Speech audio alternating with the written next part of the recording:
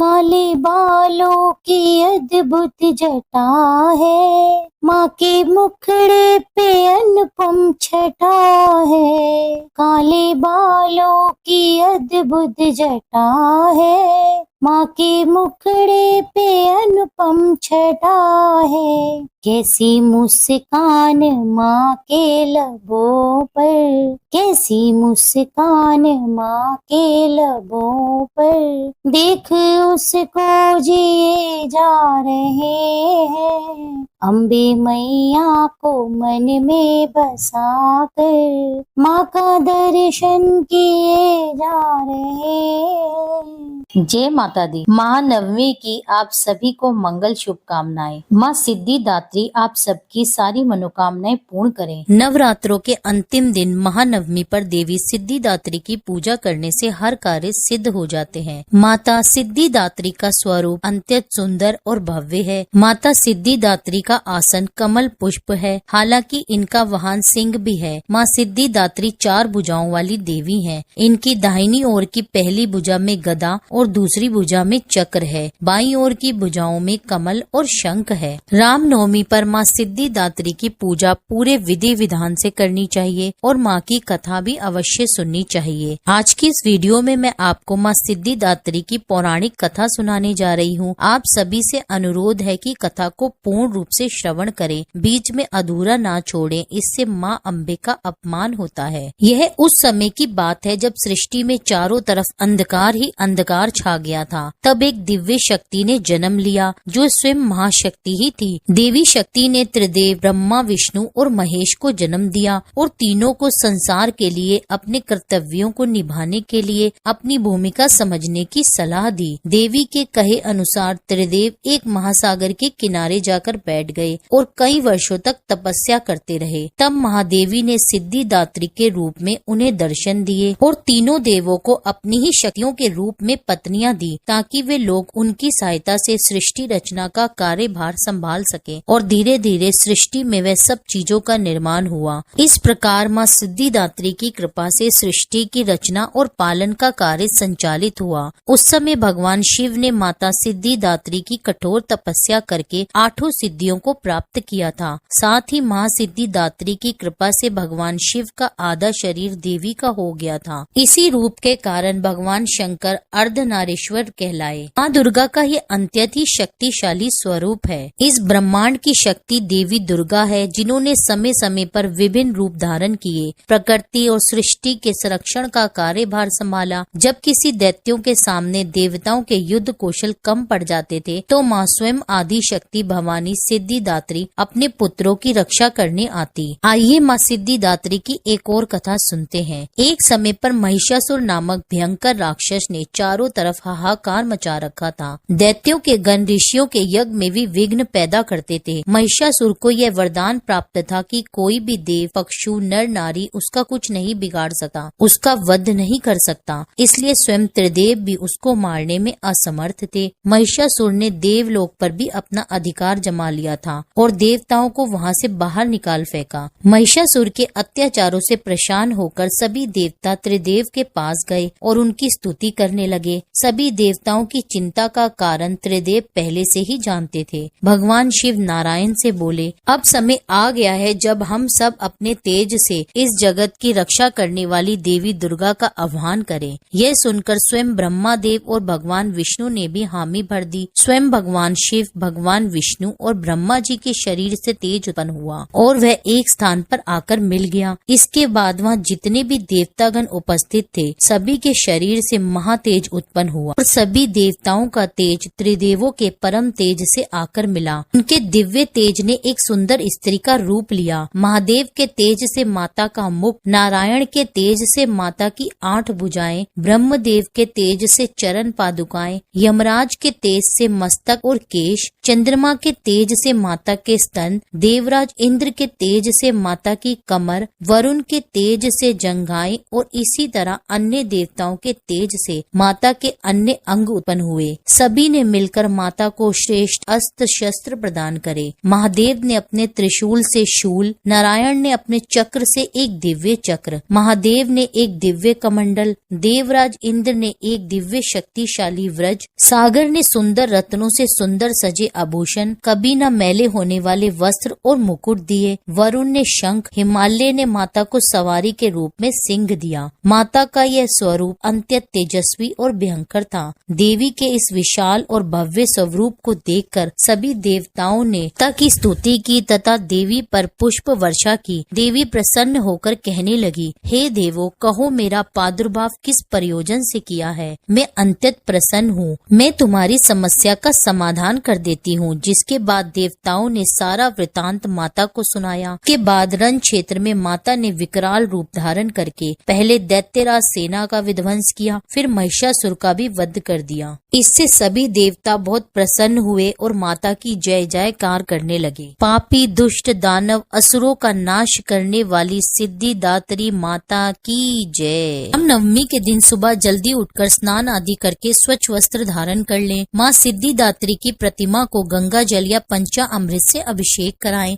वस्त्र रूपी में मैया को साड़ी या लहंगा अर्पित करें। माँ को 16 श्रृंगार अर्पित करें। माँ को हल्दी, कुमकुम, सिंदूर, मेहंदी, अक्षत, रोली, लाल व हरे रंग के पुष्प, सुगंधित धूप अर्पित करें। फिर माता को भोग के रूप में हलवा, पूड़ी, चने और खीर का भोग अर्पित करें। यह माँ सिद्धिदात्री का अत्यंत प्रिय भोग है। जिस प्रकार आपने अष्टमी तिथि पर महागौरी को यही भोग लगाया था, यही भोग माँ सिद्धिदात्री को भी अत्यंत प्रिय है। माँ को इस दिन हलवा, पूड़ी, चने के भोग के साथ अपनी सामर्थ्य के अनुसार कोई मिठाई, पंचा अमृत भी आप भोग लगा सकते हैं। माँ सिद्धिदात्री के समक्ष घी का दीपक जलाएं। धूप, सुगंधित धूप और कपूर से माँ की आरती करें। माता के मंत्रों का जाप करें। श्री दुर्गा चालीसा का पाठ करें और श्री सप्तशती का पाठ करें। इस दिन यदि आपके घर हवन होता है तो आप हवन भी कन्या पूजन से पहले कर लें। यह हवन आप किसी ब्राह्मण या पुरोहित को भी बुलाकर करवा सकते हैं। इस दिन माँ को आपने जो श्रृंगार अर्पित किया है उसे प्रसाद के रूप में अपने पास कुछ रख लें और बाकी की बची श्रृंगार सामग्री किसी गरीब या जरूरतमंद सुहागन महिला को दान दे दें। आप कन्या पूजन करने के बाद कलश विसर्जन के बाद अपने व्रत का पारण कर सकते हैं। यदि आप व्रत पहली बार कर रहे हैं तो आप अपने व्रत का पारण दशमी तिथि को ही करें। कलश विसर्जन और ज्वारे विसर्जन आपको कब और कैसे करने हैं उसकी वीडियो मेरे चैनल पर पहले से ही अपलोडेड है, आप उसे भी अवश्य देखें। ये माँ सिद्धिदात्री की प्रेम पूर्वक आरती करते हैं। ओम जयति जय सिद्धिदात्री मैया, जयति जय सिद्धिदात्री, हम भक्तों की मैया, हम भक्तों की मैया, तुम हो महतारी। ओम जयति जय सिद्धिदात्री, अष्ट सिद्धि देने वाली तुम हो जग की माता, तुमसे कुछ न असंभव, तुमसे कुछ न असंभव, सब तुमसे आता।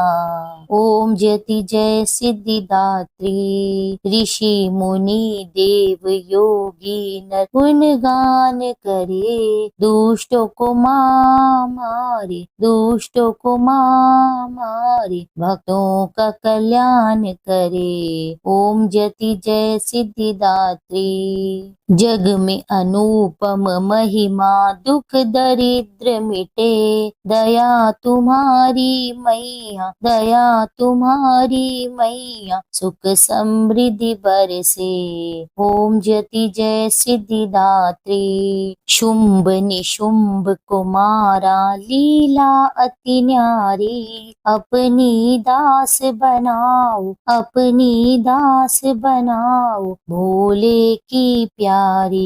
ओम जयति जय सिद्धिदात्री, शंख चक्र गदा और पुष्प कमल सोहे, छवि माता की प्यारी, छवि माता की प्यारी, सबका मन मोहे।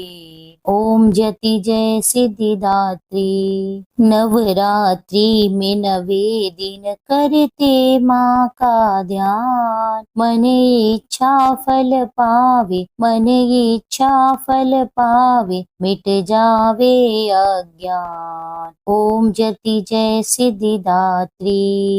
माँ मेरे घर में विराजो, सदा सहारा बनो, बिगड़ी बनाना मैया, बिगड़ी बनाना मैया, मेरे मन में बसो। ओम जति जय सिद्धिदात्री। माँ सिद्धिदात्री की आरती जो कोई मन से गावे, सर्व सिद्धि वो पावे, सर्व सिद्धि वो पावे, मन नहीं घबराए। ओम जति जय सिद्धिदात्री। मैया जति जय सिद्धिदात्री। हम भक्तों की मैया, हम भक्तों की मैया, तुम हो महतारी। ओम जति जय सिद्धिदात्री। प्रेम से बोलिए माँ सिद्धिदात्री की जय। जाने अनजाने में नवरात्रों के 9 दिनों में अगर हमसे कोई भूल हो गई हो तो उसके लिए माँ सिद्धिदात्री से क्षमा याचना अवश्य करें।